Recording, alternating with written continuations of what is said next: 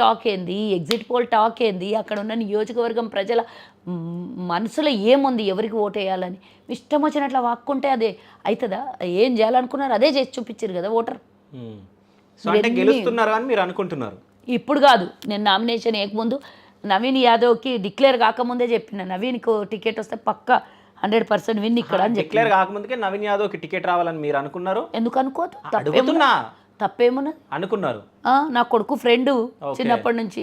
ఎందుకు ఎంతైనా నాకు కొంచెం ఎంతైనా స్వార్థం ఉంటుంది కదా, ఉంటుంది కదా, డెఫినెట్గా ఉంటుంది. సో అందుకే నేను నైట్ వెళ్ళి ఏది పడితే అది మాట్లాడారు. అంటే ఒక లీడర్లు నేనా? ఇప్పుడు చాలా మంది లీడర్ నేను మాట్లాడిన ఏది పడితే అది చెప్పు, నాకేం మాట్లాడినా చెప్పు. వాడేవాడు వాణి పట్టుకర్రీ, వాడిలో నాలుకలు గాడాడు, అట కేటీఆర్ గాడు ఏడి, ఇవన్నీ మాట్లాడారు కదా.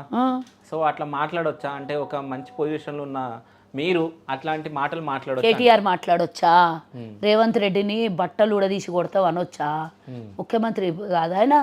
నువ్వు ఒక మాజీ మంత్రి ఎమ్మెల్యేవు కాదా ఇప్పుడు? నువ్వు అనొచ్చా? మా క్యాండిడేట్ ని రౌడీ అనొచ్చా?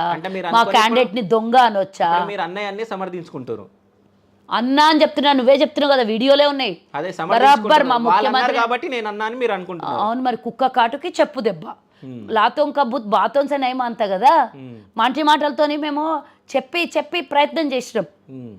అభివృద్ధి కోసం ఓటేయండి అని మేము అడిగినాము, రౌడీలకు ఓటేయండి అని ఎయ్యొద్దని వాళ్ళు చెప్పారు. అంటే ఏంది, మేము వాళ్ళ గురించి మేము ఏమైనా తప్పు మాట్లాడినామా? చెప్పండి. రోజు అనునిత్యం మేము టికెట్ ఇచ్చినప్పటి నుంచి ఒక్క నిమిషం, ఇప్పుడు ఒక మానసిక బాధ ఎంత ఉంటుంది. ఒక రౌడీ కుటుంబము, రౌడీగాడు, హత్య చేసినోడు, కేసులున్నోడు, ఇంకోటి ఏమేమో కేసులు ఏమేమో అన్నారు ఆయన మీద. ఏంటంటే ఒక్కటే తప్ప కదా, అంటే వాళ్ళకొట్టు మనసు లేదు, మీకు మాత్రమే మనసు ఉన్నది. మేము తిడితే మాత్రం మీకు మనోభావాలు దెబ్బతినే, వాళ్ళకి మనోభావాలు ఉండవు.